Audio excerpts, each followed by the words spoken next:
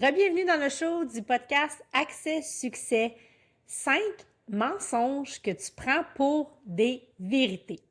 Donc, il y a 5 phrases souvent que les gens vont se dire, puis peut-être que tu te dis toi-même cette semaine, qui te coûtent cher, plus que n'importe quel mauvais contrat que tu vas avoir. Parce qu'on est les plus grands auto-saboteurs, c'est nous-mêmes. Donc, des croyances qui ont de l'air sages en apparence, normales, peut-être même vertueuses par moment, mais c'est exactement ce qui les rend en fait dangereuses. Et c'est ce que je veux te démontrer aujourd'hui, c'est peut-être 5 mythes qui créent ton plafond de verre invisible, puis en fait qui te montrent comment les retourner peut-être en levier. C'est ce que j'ai envie de te montrer aujourd'hui. Donc, juste avant que je rentre dans le vif du sujet, je me présente, je m'appelle Karina Roy, je suis coach d'affaires, j'aide les entrepreneurs à bâtir des équipes et des systèmes performants et surtout, je vous aide à sortir des opérations. Donc, si tu m'écoutes pour la première fois, je t'invite à t'abonner au show. Tu peux l'écouter en vidéo, évidemment, sur YouTube ou sur la chaîne en podcast. Et partage à quelqu'un si tu penses que l'information que je te partage aujourd'hui peut aider. Donc, en gros, pourquoi est-ce que je veux aborder ça? Parce qu'on est notre plus grand frein, OK? On est bon pour se raconter des histoires. Et j'ai envie d'aborder les 5 phrases les plus fréquentes que j'entends, que je vois avec mes clients, puis probablement que tu te dis toi aussi, inconsciemment, peut-être même consciemment. Et en fait, aller défaire un peu le mythe derrière ça, que c'est peut-être plus une histoire que tu te racontes que la vraie vérité, que ce que c'est vraiment. Puis en fait, qu'est-ce que ça te coûte? Parce que ça a un impact véritable sur ta réussite, sur ton succès.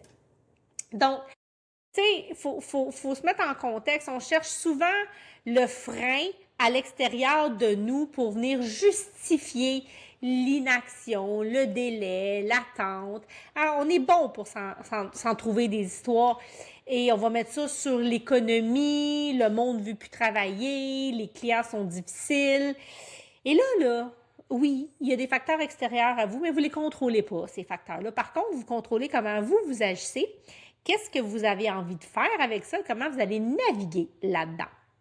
Donc, ton plafond, c'est rarement le marché, les employés ou les gens à l'extérieur de toi. C'est presque toujours, je m'excuse, mais ce qui se joue dans ta tête. Donc, on va regarder ça ensemble, on va aller défaire ça. Donc, pourquoi est-ce que c'est important? En fait, les croyances sont sournoises. Bien souvent, on n'est même pas conscient qu'on a ces croyances-là et on s'auto-sabote. Puis, personne ne va te dire qu'elles sont fausses. En fait, au contraire, on va te féliciter probablement pour les croire. Puis, tu sais, tout devient vrai à partir du moment où ce que tu veux y croire. Donc, tu peux décider que cette histoire-là, elle est vraie, comme tu peux décider de changer l'histoire, le discours interne que tu te racontes, qui va aussi devenir un jour vrai. Je te dis pas que ça va être dans l'instantané, mais ça va amener un changement de pattern ou de dynamique. Donc, la vérité d'hier peut devenir un mensonge aujourd'hui et vice-versa. Donc, on va regarder ça ensemble, les 5 mythes et comment est-ce que tu peux peut-être changer l'histoire, comment est-ce que tu peux l'aborder. Donc, le premier mythe que je vois le plus souvent, c'est « je suis ce que je fais ». Et ça, là, premièrement, moi, la première, j'ai été celle qui croyait, donc les gens hyper performants, hein, qui veulent réussir, qui veulent se dépasser, qui veulent en faire plus, les performants. Puis en fait, ça part d'un désir de vouloir être aimé, bien sûr, d'être vu, d'être reconnu. Et c'est une profonde croyance que je retrouve chez les dirigeants, chez les chefs d'entreprise. Ils croient profondément, ils associent leur valeur personnelle à ce qu'ils font, ce qu'ils produisent comme travail. Donc, en fait, ton identité, et là, ce que ça vient faire, c'est que tu viens coller ta propre identité sur ton entreprise. Et c'est un vrai piège parce que chaque mauvaise nouvelle à faire que tu vas vivre devient une attaque personnelle. Et là, c'est lourd porter ça.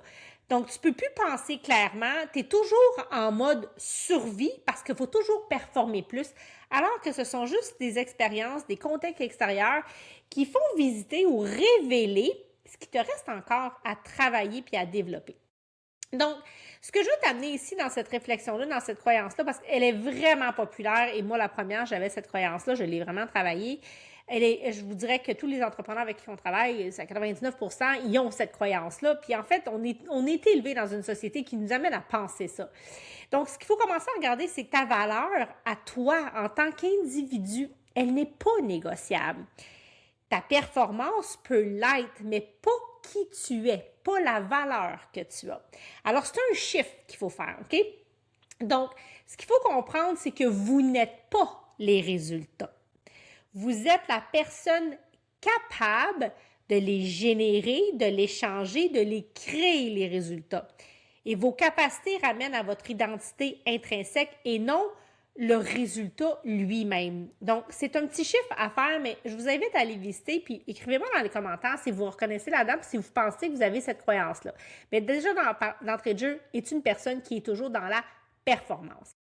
Maintenant, le deuxième mythe, les émotions n'ont pas leur place au travail. Hey, celle-là, là, puis je vais vous dire, selon les générations, ça a été bien populaire pendant longtemps. Les émotions, autrement dit, n'ont pas leur place. Hein? Tu laisses ton petit sac de soucis sur le bord de la porte quand tu rentres travailler, tu t'en occupes pas. Puis, tu sais, il faut être pro, donc faut qu'on regarde nos émotions, on s'en occupe pas. C'est un petit peu la croyance qui est là. Je pense que culturel, avec les années, on nous a appris que c'était comme ça qu'il fallait aller. Puis peut-être que c'est plus vrai. OK? J'ai envie de dire que c'est pas vrai, ça fait partie de nous, les émotions. Maintenant, il faut être capable de les gérer, ça c'est vrai, c'est important, mais c'est pas vrai que ça n'a pas d'impact dans la vie de tous les jours et au travail. Donc, tu sais, le piège, dans le fond, c'est s'il y a un endroit où on vit gros, ben c'est bien au travail. Vous passez quand même un tiers de votre temps à dormir, probablement un tiers de votre temps à travailler, puis ça, c'est s'il en reste même pour du temps libre. Donc, tu sais, soyez conscient que vous ne pouvez pas mettre ça de côté, là, ça vous suit. Là. Donc, l'émotion refoulée sort pas par la porte, elle sort par la fenêtre, puis souvent sur ton équipe. Et là, il faut comprendre que quand je dis « elle sort pas par la porte, elle sort par la fenêtre », bien, ça peut faire des éclats, ça peut sortir tout croche, et c'est pas de la face, ça passe pas par le bon moyen. En fait, c'est ce que je suis en train de vous dire. Donc, l'émotion, et le chiffre que je vous invite à faire, c'est que c'est de l'énergie en attente de direction. L'émotion veut savoir qu'est-ce que je fais avec ça, vers où je m'en vais. Donc, même une émotion qui vibre bas, tu sais, comme la honte, la colère, la tristesse, ont une puissance qui peut être canalisée dans le bon sens. Il faut être capable de l'identifier dans un premier temps et de s'en servir comme levier. Donc, ce qu'il faut comprendre, c'est qu'une émotion, c'est pas un problème à régler, c'est vraiment du carburant parce que c'est de l'énergie, motion, énergie en mouvement. C'est ce que ça veut dire, une émotion. Et c'est qu'est-ce que je veux faire avec cette énergie-là? Puis premièrement, des fois, il faut juste la laisser être. Ça dure pas plus que 2 minutes. Ça a l'air une émotion quand on la laisse exister, plutôt que de la refouler puis de ne pas vouloir la ressentir. Ça peut être un défi, il y en a qui font de la thérapie pour ça, mais je le nomme. C'est pas vrai de penser que les émotions ne font pas partie de vous et de la réalité du travail d'aujourd'hui. Donc, tu sais, acceptez-les donc, OK? Puis on espère avoir un boss qui va être compréhensif puis qui va aussi les accepter avec vous. Maintenant, le troisième mythe, c'est plus je travaille fort, plus je vais réussir. Ça rejoint un petit peu « je suis ce que je fais » que j'ai nommé au début, mais c'est comme si on se donne la notion que l'effort, c'est comme une religion. Hein? Si ça ne marche pas, je vais juste en mettre plus. Et là, on va rentrer dans un mur puis on va se taper un burn-out. Mais le piège, en le fond, c'est que la surcharge déguisée, c'est en fait de l'absence de structure. OK? Donc, tu peux pas ramer. En fait, tu vas ramer en titi, c'est vrai, mais pas dans le bon sens nécessairement. Donc, ce qu'il faut faire, c'est d'avoir un levier plus grand que l'effort. Et généralement, c'est pas faire plus d'heures, mais c'est combien j'ai rendu cette heure-là profitable puis effective, puis que j'ai mis des choses de côté. Donc, je sais que ça peut être difficile à comprendre, puis il faut aller voir aussi pourquoi est-ce que je cherche toujours à travailler plus fort. Mais souvent, c'est pas la solution. Puis moi, j'ai remarqué que des fois, moins je travaille, puis je ne vais pas dire que je travaille pas, là, mais plus que je prends de temps pour moi, que je me dépose, plus que je donne un rendement qui est beaucoup plus grand puis beaucoup plus performant. Donc, la surcharge, c'est pas une preuve de sérieux, OK? Puis c'est pas une preuve que parce que je suis super occupée, que je travaille beaucoup, puis que je suis super importante ou que, tu sais, je suis super performante. Non, c'est souvent un manque de structure parce que, tu sais, on essaie de surcompenser du mieux qu'on peut, qui est déguisé en vertu que vous vous êtes raconté. Donc, ça, c'était le troisième mythe. Le quatrième mythe que je vois, c'est un bon boss, c'est un boss qui est aimé. Et là, j'aimerais ça vous lire dans les commentaires parce que je suis convaincue qu'il y a plein de gens qui se reconnaissent là-dedans. On a donc peur de déplaire.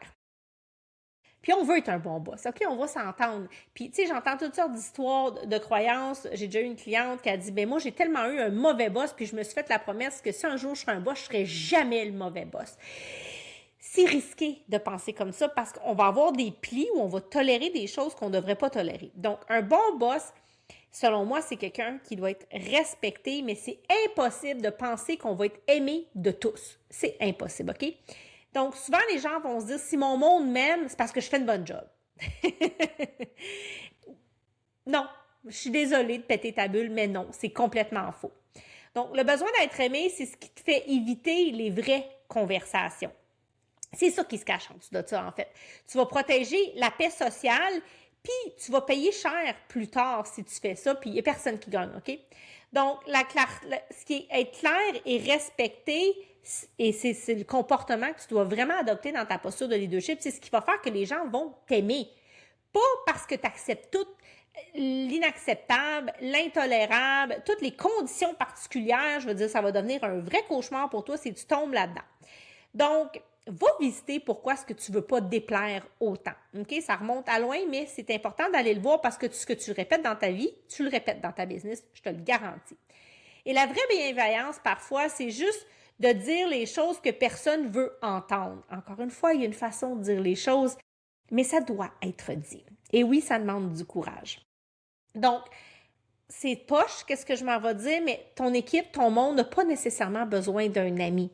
Et vous n'avez pas besoin de faire de tous vos employés vos amis. Ils ont besoin d'un leader, d'un dirigeant qui va les amener à grandir et qui est capable de tenir sa posture avec courage et conviction. Et je termine avec le cinquième, c'est le fameux « j'ai pas le temps ». Écoute-moi bien, là. Le « j'ai pas le temps », là, c'est la plus belle histoire que tu peux pas te raconter de tous les jours, OK? C'est l'excuse la plus universelle que j'entends tout le temps, c'est celle qu'on se dit sans même y penser tellement c'est rendu un automatisme. Ben, je m'excuse, c'est un choix, OK? Le « j'ai pas le temps », le « je suis pas prêt », c'est un choix que tu ne fais pas et tu fais le choix d'être dans le jus. C'est peut-être plus facile de faire ce choix-là que de faire le choix de changer pour t'améliorer parce que ce choix-là, il fait véritablement peur. Mais c'est ça la réalité. Donc, le piège là, du « j'ai pas le temps » veut dire en fait que tu n'en fais juste pas une priorité, que ce soit une priorité pour toi, de toi, sauf qu'on n'ose pas te le dire. Hein? On va rester flou, on va rester coincé là-dedans, mais le « j'ai pas le temps », là, c'est un choix que tu fais. Donc, tu fais le choix d'accepter les circonstances, tu fais le choix de ne pas les changer parce que c'est pas la faute des autres, encore une fois, ça revient à toi, c'est qu'est-ce que je peux mettre en place pour que ça change, de prendre une décision. Et si tu es là-dedans présentement, puis tu te demandes comment est-ce que tu pourrais changer ça, parce que des fois, ça prend de l'aide pour y arriver, bien, c'est exactement ce qu'on fait à l'Académie. Donc, on vous invite évidemment à prendre un rendez-vous avec nous pour qu'on regarde comment est-ce qu'on peut vous soutenir dans ce fameux « j'ai pas le temps » pour que tu récupères du temps. Donc, pour revenir à ce fameux mythe-là, c'est il faut commencer par nommer le vrai, OK? Une fois que tu as dit « c'est pas une priorité », parce que c'est ce que c'est, « j'ai pas le temps », c'est que j'en fais juste pas une priorité dans ma vie, tu reprends ton pouvoir de décideur, véritablement. Tu n'as pas un problème de temps. Tout le monde a 24 heures, pareil, dans une même journée, puis il y en a qui arrivent à faire des miracles avec tout ça, et il y en a que pas du tout. Donc, tu as un problème de priorité, je suis désolée, mais tu as un problème de priorité que tu n'oses pas nommer. Donc, ça a besoin d'être regardé. Alors, c'est ce que j'avais pour toi. Donc, les 3 points clés importants à retenir aujourd'hui. Tes pires freins ne sont pas externes à toi. C'est pas le marché, c'est pas tes employés, c'est pas l'économie.